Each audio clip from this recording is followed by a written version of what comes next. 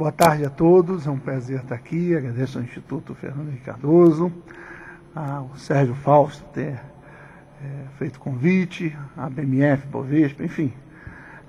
Prazer estar discutindo esse tema tão, digamos, tão espinhoso, mas certamente relevante para todos os países, para todas as economias do mundo. Houve uma divisão de trabalho aqui, o Sérgio foi competente em dividir a gente no que cada um vai mais ou menos colocar. Minha tarefa é falar um pouco da crise, do seu tamanho, como é que os bancos centrais reagiram e qual o diagnóstico que a gente tem sobre essa reação dos bancos centrais. Depois eu vou passar para os especialistas falarem sobre regulação, darem finalmente as respostas de como é que a gente resolve isso. Mas por enquanto eu vou me ater aos bancos centrais. Tudo bem, então, começar com crise financeira. Como é que é o meu diagnóstico do que ocorreu? No fundo, natureza humana. A história, só olhar a história dos últimos 100, 200 anos, crises ocorrem. Elas ocorrem sempre por uma questão diferente. A regulação corre atrás, tenta limitar, tenta se ater, os modelos de risco tentam prever sempre a crise passada, baseado no que a gente aprendeu, mas ao longo do tempo a crise nova tem fatores novos. No fundo, o que acontece é que nos momentos de boom, nos momentos onde a economia cresce, a economia tem ciclos, a gente não conseguiu ainda descobrir como crescer de uma forma monótona, no sentido de crescer sem nunca ter altos e baixos. Como tem altos e baixos, os investimentos e os investidores acabam, nos momentos de boom, nos momentos de alta, se animando demais, achando que os riscos são, por algum motivo, menores do que são, porque depois de 1, 2, 3, 4, 5, 6, 7 anos, acabam minimizando os riscos, e aí os preços acabam refletindo isso, os preços refletem isso, acaba parecendo excessivo, no momento não, a posteriori parecem excessivos, e aí vem a segunda parte da natureza humana, que é o momento que se depara com a queda. E quando se depara com a queda, o pânico vem, e aí a queda é abrupta. Então, as subidas são lentas, com ânimo, devagarzinho se animando, achando que as coisas vão bem, que mudamos, que há mudanças estruturais, e as quedas são rápidas. Então, no fundo, o meu diagnóstico que ocorreu foi mais uma dessas manifestações dos excessos de momentos de boom e esses pânicos de momentos ruins. O que foi diferente nessa crise? O que eu acho interessante que foi o que todos nós, pelo menos os que analisavam o sistema financeiro internacional, a gente achava que eram as virtudes, acabaram virando os que maximizaram ou potencializaram a crise. Quais foram essas virtudes? Por muito tempo, a diversificação do risco. O fato de você pegar um determinado risco, dividir ele, por exemplo, um crédito imobiliário, você dividir. Você vai pegar essa partezinha, o outro vai pegar a outra. Se esse aqui não defaultar, o risco é seu. Se o outro for, se 100% defaultar, então esse aqui. Você divide o mesmo risco em vários e vende vários pedaços. Não só vende para as pessoas diferentes, mas também vende no globo. Vende a globalização, é uma forma como é visto como você diversifica. Então você pega o mesmo risco, espalha para um monte de gente, vende pelo globo, e a sensação que se tinha no momento de boom era que bom, você está diversificando. O risco não está concentrado. Isso é uma virtude que veio depois bater de volta.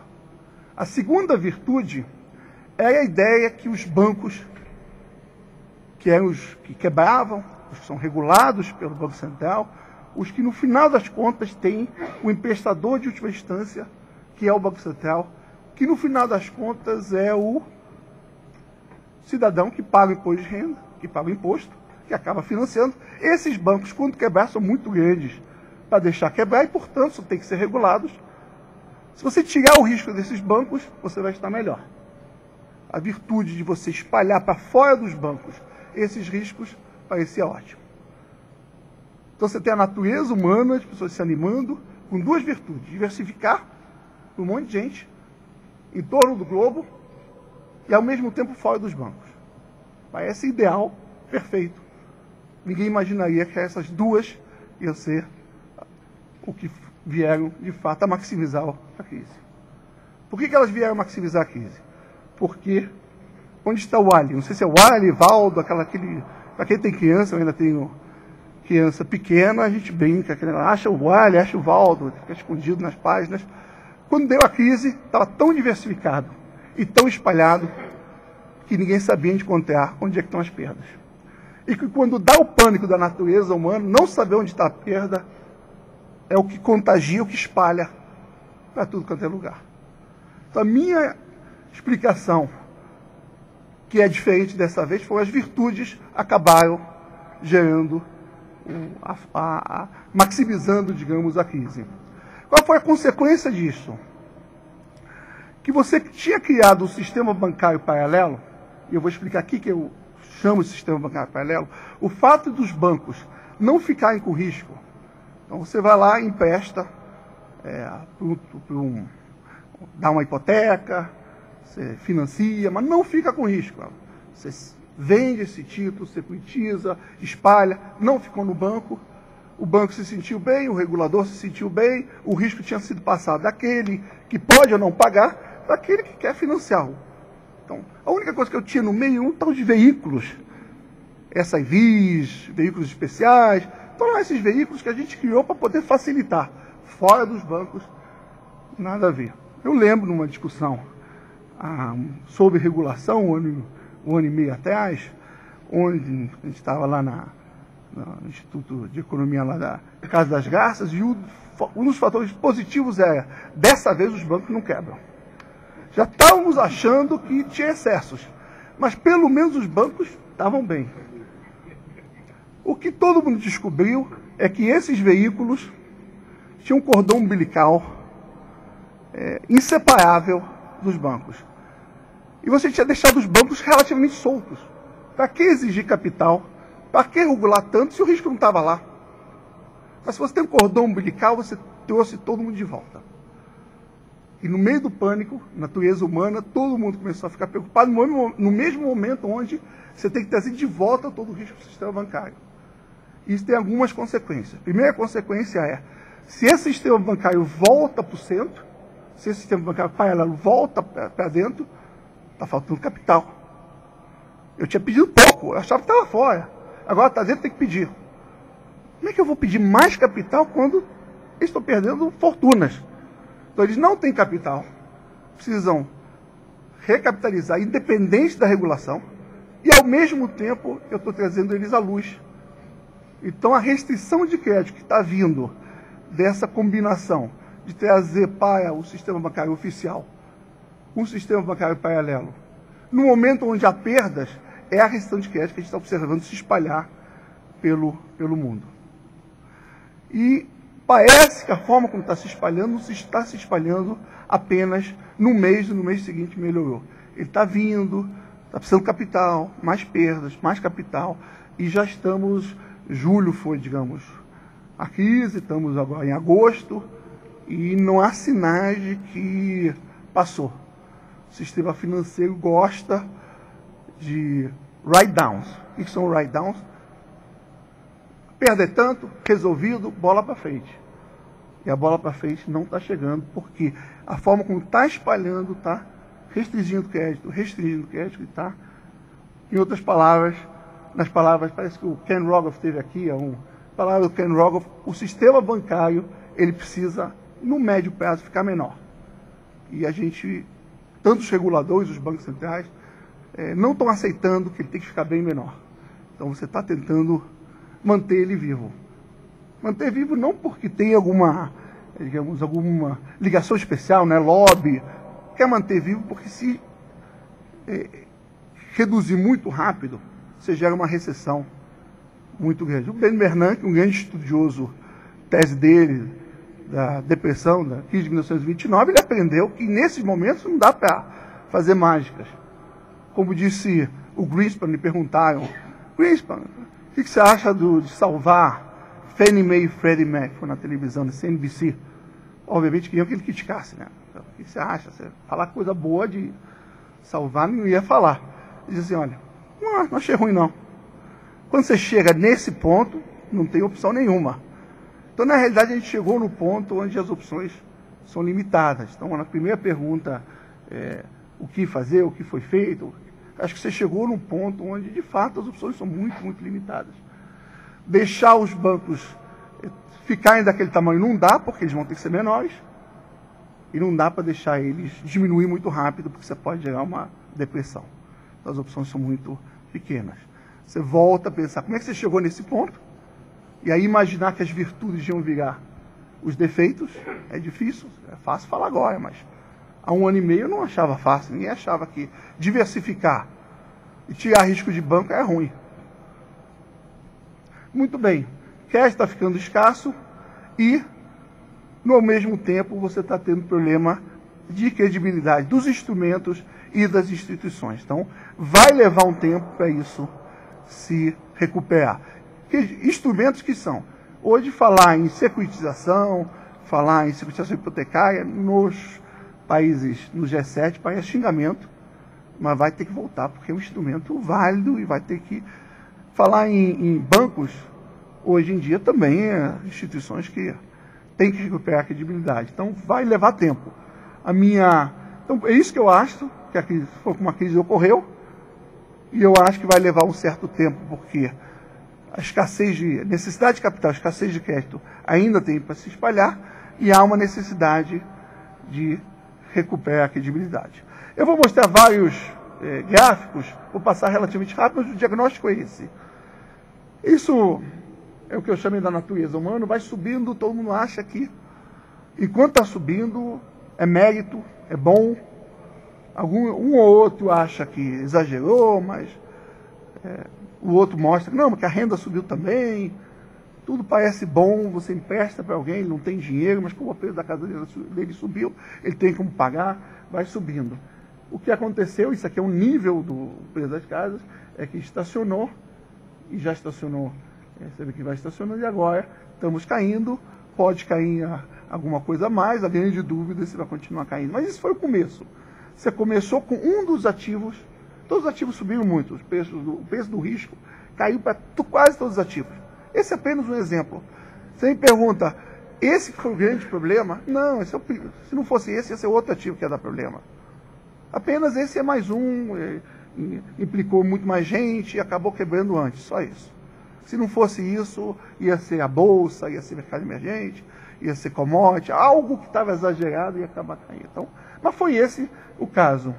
E aí, por que foi? Porque esse chegou mais rápido. Isso aqui é a taxa de inadimplência. A gente está vendo que já em meados de 2007 já dava para ver que a inadimplência vai subindo.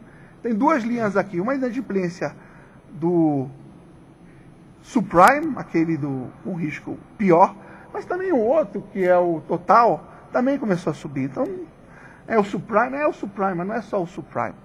A inadimplência começa a subir. Quando você está muito animado, os investidores ficam muito animados, eles tomam um risco para ganhar 0,0 tanto, se alavancam de tal maneira que essa subida aí já faz você perder todo o lucro, e em alguns casos, quase todo o capital investido nisso. Então, dentro do sistema financeiro, começou no crédito imobiliário, você teve problema nos instrumentos que causaram isso, aí você tem perda naquele sistema bancário paralelo, que são esses SIVs. Você descobre que você tem um cordão umbilical, então acaba tendo perdas para os bancos. Quando você começa a ter perdas para os bancos, aí a gente já sabe o final da história, né? Você tem fraqueza do sistema financeiro, inadimplência, e aí estamos chegando aqui, que são os que asseguram aquilo. Já estamos na segunda... Já estamos no segundo nível, já estamos naqueles que asseguraram aqueles. Os seguradores começaram a ter problema, os chamados GSEs, Freddie Mac também. Enfim, estamos avançando aí no processo. E aí você tem downgrade, quando você tem downgrade, obviamente o ativo volta a ter problema lá. Porque se o cara está te assegurando, está com problema, começa a voltar. Então, E aí entra o Banco Central aí tentando resolver essa fraqueza do sistema financeiro de crédito. Onde que está o Waldo? Onde que estão as perdas? Aqui, em agosto, deu problema. O que é isso? Isso é a taxa LIBOR menos a Treasury Bill, ou seja, quanto que você cobra para emprestar, nesse caso, por 3 meses para um banco de primeira linha, a mais do que você paga no título do governo americano. Não que o governo americano agora está com grande credibilidade, mas os bancos estão pior. Então deu esse salto para cima e para emprestar para 3 meses para um banco de primeira linha, você começa a pagar 1% a mais, 1,25%, 1,50% a mais, que para a gente não é um montante, mas dá o teor da falta de credibilidade. Você não sabe quem é que está devendo, quem é que pode quebrar. Saber se é o Bernstein que está emprestando para Goldman Sachs ou JP Morgan faz toda a diferença um dia antes do Bernstein quebrar. Então esse risco é que você não conseguiu. Mas por que você não consegue descobrir? Porque você espalhou de tal forma que você não sabe onde é que está o cordão umbilical, quem é que tem mais instrumento, quem é que não tem. Então esse é o sinal, e o sinal é que caiu, etc. Mas está lá em cima ainda. Então a credibilidade ainda não se recuperou. Quando que os bancos perderam, o tamanho, o Sérgio falou, olha, fala do tamanho, olha, eu posso dizer o que aconteceu até agora. Tem vários números que pode vir a acontecer. Até agora foram 500 bilhões. E o lado positivo é que os bancos conseguiram, de uma forma ou outra, captar 350 bilhões. Então, perderam muito capital e veio o capital de onde tem. São fundos soberanos, Ásia, enfim, onde tem o dinheiro, foi lá e capitalizou. Não estão muito satisfeitos, imagino, os que capitalizaram. Porque você capitaliza achando que está comprando uma barganha, vale nada, compra, agora vai ficar rico, só que 12 meses e... Então quem botou certamente não está feliz de ter ajudado os bancos. Eu acho que isso torna mais difícil porque quem vai ser o próximo, talvez ele espere chegar no fundo do poço. Como o fundo do poço não anuncia que chegou, pode ser que demore um certo tempo até recuperar. Então esse número tem controvérsia de quanto que vai.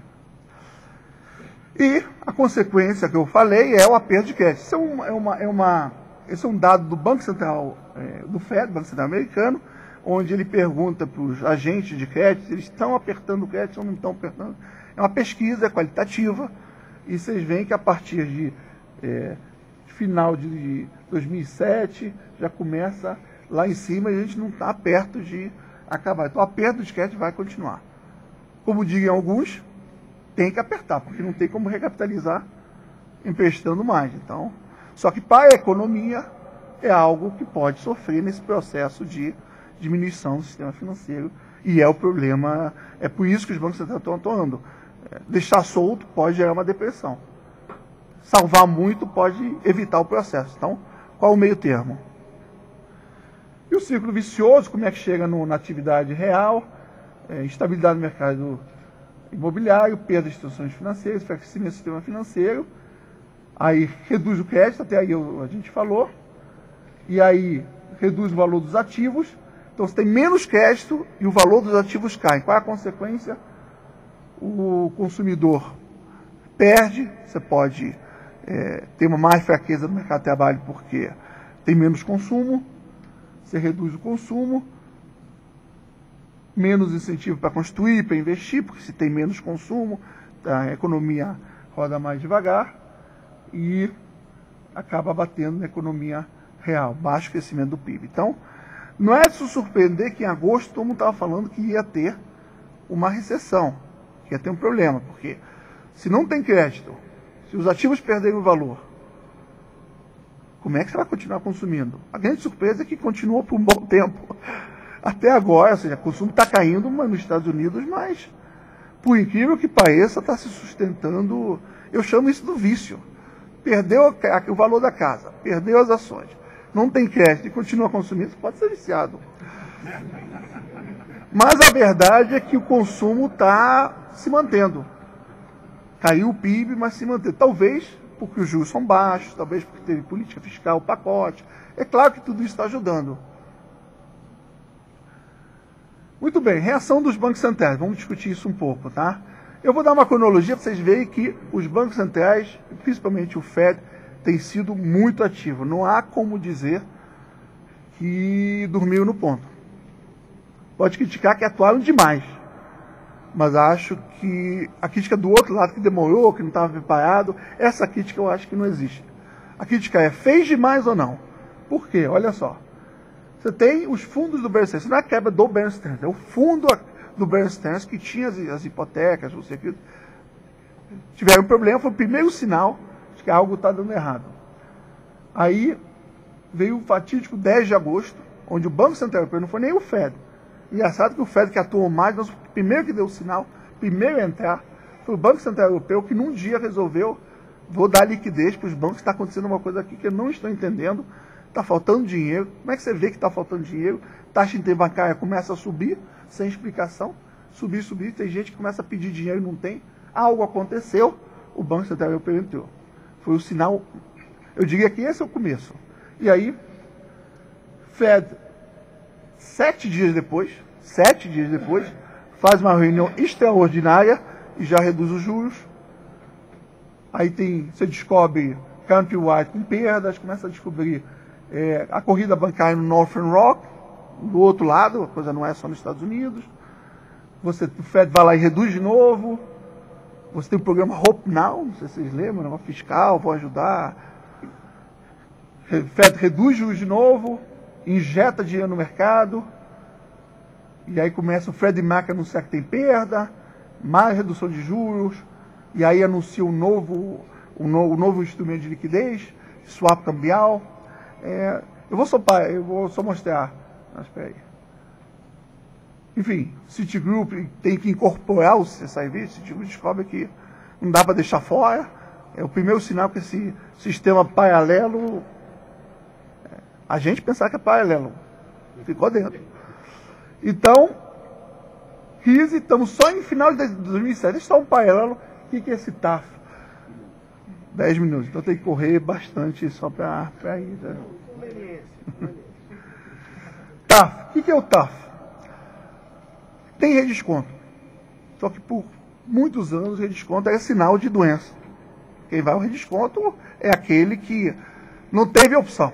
Porque não é os juros que você paga mais, porque o redesconto não é o preço de mercado.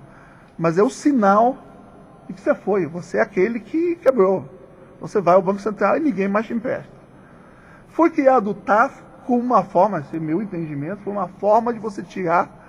Você criou um instrumento novo para não ter que ser o de desconto. Como ninguém quer ir para o desconto, eu vou inventar um instrumento novo, o TAF, vou dar liquidez nesse instrumento, vou ligar para todo mundo e dizer, todo mundo entra aqui para tirar o efeito de desconto. Exatamente. Todo mundo entrou. Então esse foi um instrumento relativamente rápido, se criou um instrumento. Os outros bancos reclamaram, não sei se tem bancos que são internacionais, tem que ter swap cambial, para não faltar moeda em nenhum lugar, swap cambial. Agora, acabou, você tem injeta mais 20 bi, mais injeção, e aí 2008, aí você diz, de 2008 deve ter diminuído a atuação. Nada, queda de NFP, mercado de trabalho americano. Tá? Cai, primeira vez que o mercado de trabalho começa a sentir. Negativo. Você rebaixa a seguradores, a FIT, primeiro em 19 de janeiro. Você tem um novo intermittent. Aqui até faltou, que tem aquele rapaz lá que... qual é o nome dele? Esqueci. Bom, o Kevin, o famoso Kevin que roubou, não roubou, mas enganou os sistemas, no final das contas, no dia de feriado americano, resolveram resolver todo o problema, descobriram no dia de feriado, no feriado resolveram, vende tudo. E aí a bolsa despencou e no dia seguinte o FED faz uma nova reunião extraordinária e reduz mais 75, ou seja, os juros começam a ficar em níveis muito baixos até hoje. Sociedade General anuncia essa perda, a FED reduz, Bush autoriza fiscal, novas medidas de liquidez, novos default, um novo mecanismo de liquidez. Eu não vou entrar em todos os detalhes, aí tem a famosa quebra do Bear Stearns. Enfim,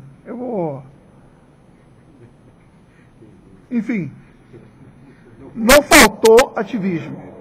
A nossa discussão aqui vai ser, fez demais ou não fez demais? Ou seja, você deveria deixar quebrar? Você deveria deixar, quebrou, não quero saber, ou você deveria de fato ter entrado como foi feito. Aqui só para vocês verem esses várias estava lá em 5,25, foi para 2 em menos de 9 meses. É uma redução drástica. É basicamente para resolver problema financeiro. Tem nada a ver com política monetária, na minha opinião. Claro que tem a ver com política monetária, que se deixar chegar em depressão, todo mundo quebrado, leva a depressão. Depressão tem que reduzir o juros para ajudar. Mas, do ponto de vista imediato, você está tentando salvar o sistema financeiro. Então, o Fed foi muito claro na sua opção, na minha opinião. Eu vou ser ativista, eu vou correr o risco de, como Paul Volcker falou, estava no limite da legalidade quando salvou o Bear Stearns. Quando um ex-presidente do Banco Central diz limite da legalidade, entenda-se, ele achou ilegal. Então, Fed fez isso. Em compensação, isso aqui são as medidas para aumentar a liquidez. Os outros bancos centrais tiveram uma opção um pouco diferente. O mais duro foi o Banco Central Europeu. Alguns diriam porque ele tem um mandato um pouco diferente do Fed. Ele tem um mandato explícito para combater a inflação e não tem um mandato explícito para questão de ciclo de atividade. Eu, na verdade, acho que isso tem pouca relevância. Não acho que existe banco central que só olha para a inflação e não liga para o custo que pode ter a redução. Você maximiza a inflação, mas dado um choque, você leva a economia para o novo equilíbrio, não para o mês seguinte. Você leva um ano e meio. O Banco da Inglaterra, por exemplo, tem os 2 anos na cabeça dele. Inventou um dia, que todo mundo seguiu, porque foi um dos grandes criadores do método de inflação. Quem criou o método de inflação foi Nova Zelândia, mas quando foi o Banco da Inglaterra que entrou, que espalhou pelo mundo, e eles resolveram que 2 anos é para voltar depois de um choque. Eu até escrevi um artigo com o Armínio, que saiu numa revista de especialidade, dizendo por que 2 anos? Não depende do tamanho do choque, não depende de que tipo de choque é, então você pode precisar de 3, 1, enfim. Mas é uma regra de bolso para entender que nenhum banco central tem um mandato único ou não. Muita gente interpreta como a diferença da atuação do Banco Central Europeu é esse. A minha interpretação do Banco Central Europeu, de fato, tem uma aversão a correr risco inflacionário maior. Eu acho que vem da história do fato do Bundesbank ter sido um dos criadores do Banco Central Europeu e do Bundesbank ser da Alemanha já ter passado por uma hiperinflação. Eu acho que essa questão histórica, cultural, acaba entrando nas instituições e por isso eu acho que o Banco Central Europeu tem uma aversão à inflação maior do que teria o Fed. Essa é a minha interpretação. Não porque está escrito que é meta ou não é meta, na minha visão. De qualquer forma, do jeito que está, fica o Fed para salvar o mundo e o Banco Central Europeu para dizer que é mais duro. Então, assim está a divisão de equilíbrio no mundo. E o Banco da Inglaterra, que não sabe onde é que fica. Porque às vezes ele quer ser um pouco mais duro, mas quando a economia começa a afundar, ele é o mais dovish, como está vendo agora, é o cara que está reduzindo o juros, cuja economia é incrível aqui. A crise nos Estados Unidos, a Europa continental tem problema, mas quem está pior é a Inglaterra. É a economia que está fraca, que está pior. Então, Banco Central, o Fed muito ativista, o Banco Central Europeu menos ativista, inclusive subiu o juro para resolver a questão, e o Banco da Inglaterra começa um pouco mais firme, mas depois agora está reduzindo os juros. Mas nenhum desses bancos desses dois atuou de uma forma do Fed. E isso teve um impacto relevante. Isso aqui é o diferencial de juros entre as taxas de 2 anos dos Estados Unidos e Alemanha. Então você vê que foi caindo, e agora você tem esse 200 significa o quê?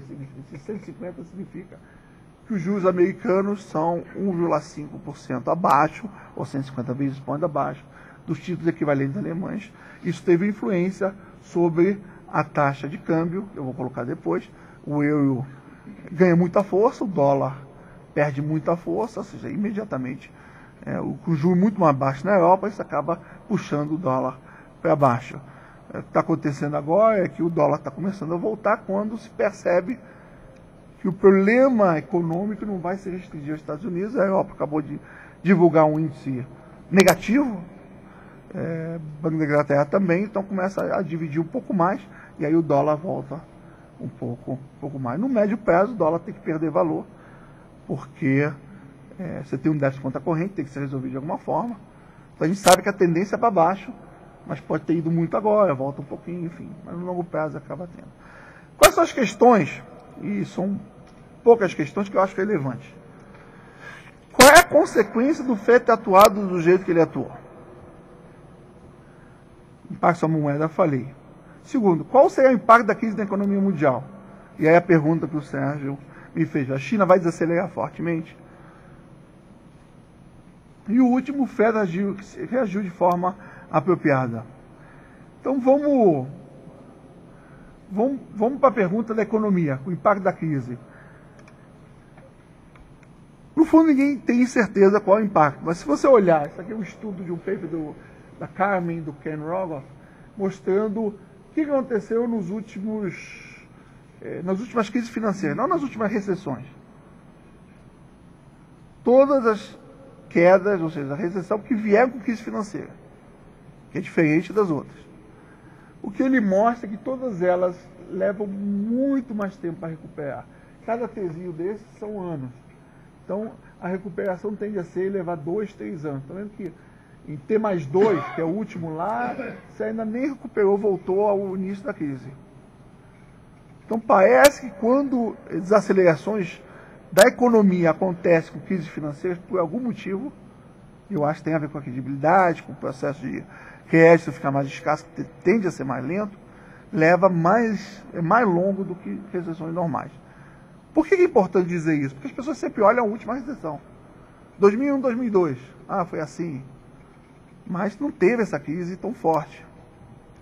Então, a minha resposta para qual o impacto da economia acho que vai ser mais longo. E acho que o FED conseguiu que não fosse tão profundo. Mas como não tem mágica em economia, não é mais profundo, mas acaba sendo mais longo. Não tem. Bancos centrais não conseguem desaparecer com crises, nem desaparecer com choques. Você consegue espalhar o choque, entendeu? Distribuir o choque, só isso. Eu acho que é isso que aconteceu. Então o PIB mundial está caindo. E a China? A China já está começando a desacelerar. Mas o que é começando a desacelerar? Está em 12,5 e foi para 10,5. A quem olha desse lado aqui parece uma brincadeira de mau gosto. Mas acelerou, é capaz que vá mais. Mas o mais interessante é que quando chega lá no 10,5, 10, as autoridades econômicas, políticas, já resolveram que já foi demais.